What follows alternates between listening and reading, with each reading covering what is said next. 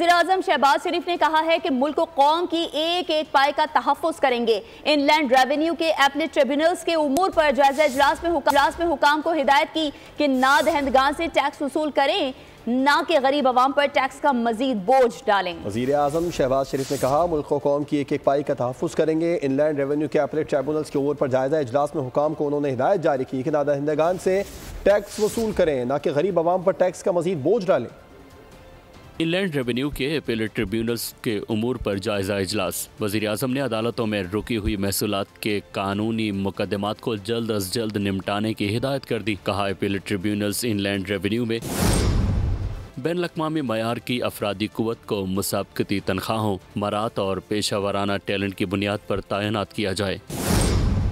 कहा, अल्लाह के फजल करम से FBR इस्लाहात पर काम तेजी से जारी है। हाल ही में कराची में फीसलेस असेसमेंट निज़ाम का इजरा किया गया।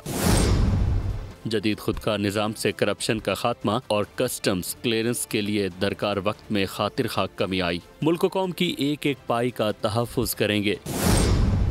हुक्काम को हिदायत की कि नाहिंदगान से टैक्स वसूल करें, ना कि गरीब आवाम पर टैक्स का मजीद बोझ डालें। इजलास में वफाकी वजीर बराए इक्तिसादी उमूर आहद खान चीमा, वजीर ममलिकत बराए खजाना अली परवेज मलिक, अटॉर्नी जनरल और मुतालिका हुक्काम ने शिरकत की।